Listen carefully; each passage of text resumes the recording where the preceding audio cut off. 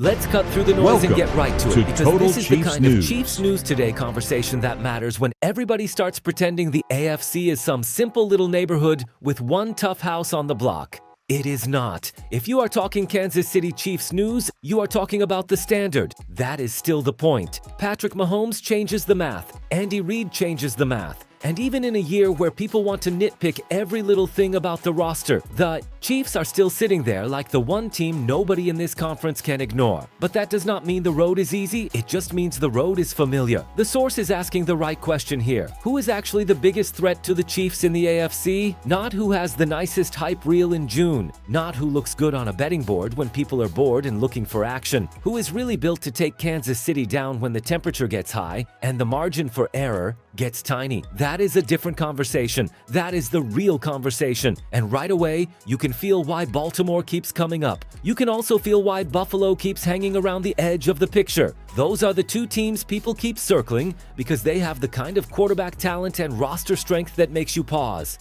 Baltimore has Lamar Jackson, Derrick Henry, a strong defense, and enough star power to make anybody nervous.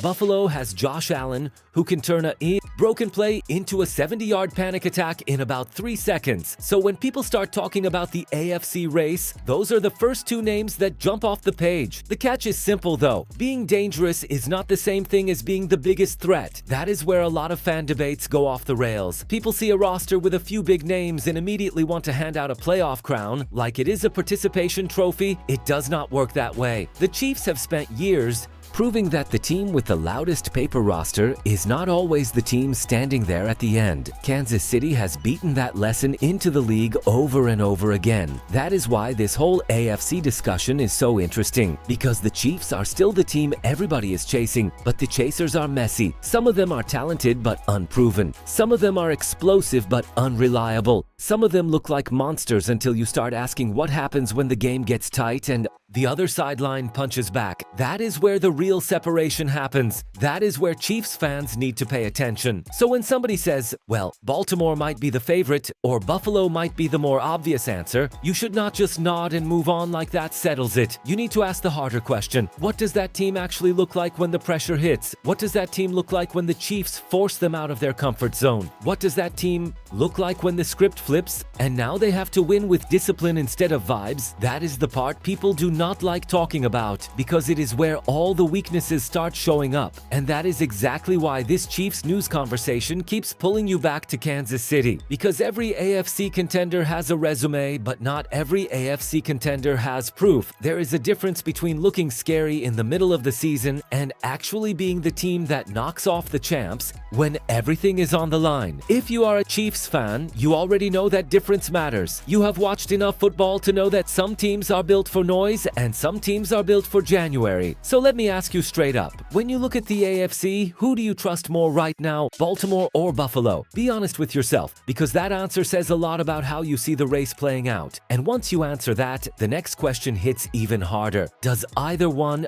of them really scare you more than the Chiefs when Kansas City is healthy and locked in? Baltimore is the easy answer if you only look at the headline version of the story, and that is exactly why people get lazy with it. You see Lamar Jackson, you see Derrick Henry, you see the defense, you see the coach, and your brain starts doing that thing where it wants to hand out a gold star before the games even happen. That is dangerous thinking. It is also the kind of thinking that gets people fooled every single year in the NFL. Now, let's be fair. The Ravens are absolutely dangerous. Nobody is saying otherwise. Lamar is one of the best regular season quarterbacks of this era. Derrick Henry is still a load, still a problem, still the kind of back who can make a defense look soft if it does not bring its hard hat. That duo alone gives them a puncher's chance against anybody. And if you are a Chiefs fan, you know better than anybody that a team with that much talent can absolutely make you sweat.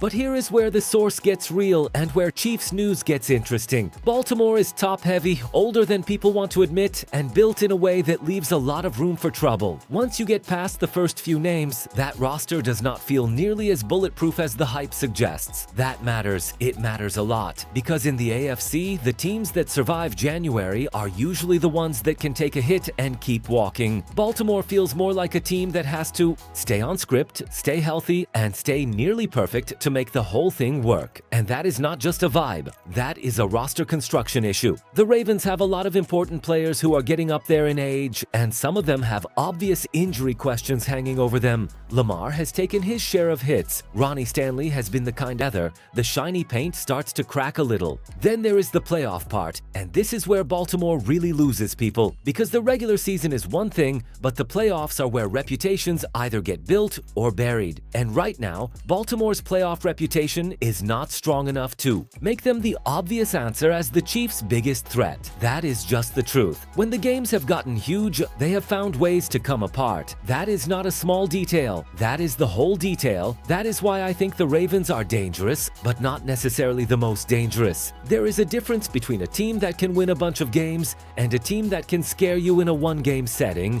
Baltimore might be more stable over the long haul than some other AFC contenders, but stability is not the same thing as fear. If I am looking at the Chiefs and asking who could actually beat them when the lights are brightest, I am not just asking who looks good on paper, I am asking who can survive the chaos. I am asking who can win when the game turns sideways. I am asking who can throw a punch and keep throwing them when the pressure starts cracking helmets. That is why the Ravens do not quite clear the bar for me as the biggest threat. They may be one of the best teams in the AFC. They may even have the cleanest overall roster on certain days of the week depending on how you want to slice it. But if you are asking me whether I would trust them more than Kansas City in a big spot, the answer is no. If you are asking me whether I would expect them to solve the Chiefs puzzle on some sudden magical leap forward, the answer is still no. At some point, you have to respect the evidence. And the evidence says Kansas City has already been there, already done that, and already beaten teams like this when it matters most. So the real question becomes whether you trust another AFC contender more than Baltimore. Because once you zoom out a little, Cincinnati starts creeping into the conversation, and that is where things get a whole lot more uncomfortable for Chiefs fans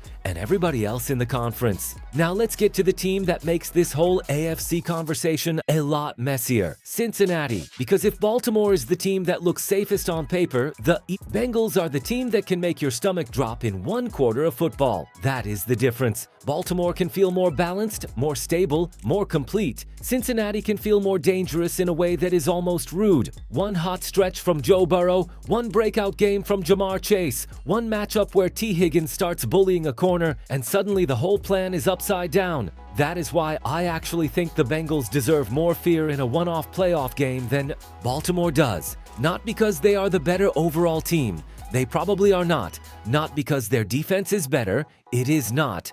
But because playoff football is not a beauty contest. It is not about who has the cleanest roster summary in June.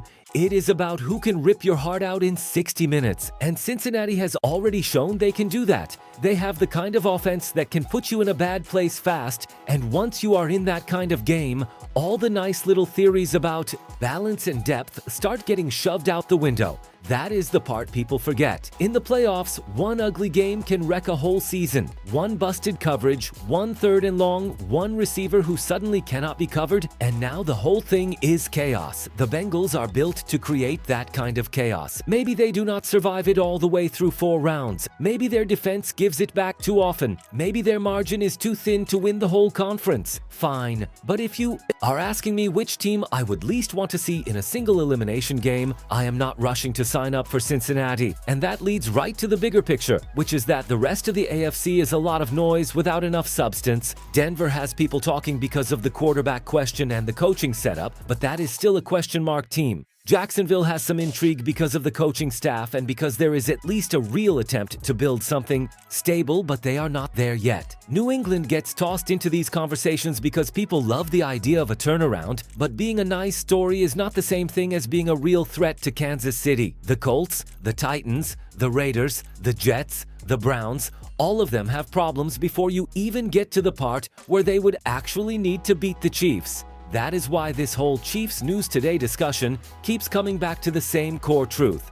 Kansas City does not need everybody else to be perfect. They just need to be Kansas City. Healthy Mahomes changes the entire AFC. A strong Andy Reid team changes the entire AFC. And when you start sorting through the contenders one by one, you realize a lot of these teams are being graded on potential, not proof. That is a huge difference. Potential gets you clicks in June. Proof wins in January, so here is where I land. Baltimore might have the safer case on paper because of the talent and the roster structure. Cincinnati might have the scarier ceiling in a one-game playoff setting because of the offensive explosion factor. Buffalo is still sitting there as a team nobody can fully dismiss because Josh Allen can go superhero mode and the team across from them when the moment gets heavy. And that is the part Chiefs fans should love, because the AFC is loaded with teams that want the crown, but Kansas City is still the one team everybody has to chase with a little bit of fear in the back of their mind. That is a great place to be. That is a powerful place to be, but it only stays that way if the Chiefs stay sharp, stay healthy, and keep forcing the rest of this conference to prove something they have not proven yet. So here is the question I want you to answer in the comments. Who scares you more in a playoff game, Baltimore or Cincinnati? And while you are at it, let me know whether you think the Chiefs are still the team to beat in the AFC, because that is the real heartbeat of Chiefs news right now. If you enjoyed this breakdown, make sure you subscribe to Total Chiefs News, like the video, share it with another Chiefs fan, and help push this channel towards the 7,000 subscribers. Turn on notifications too, because you do not want to miss what is coming next.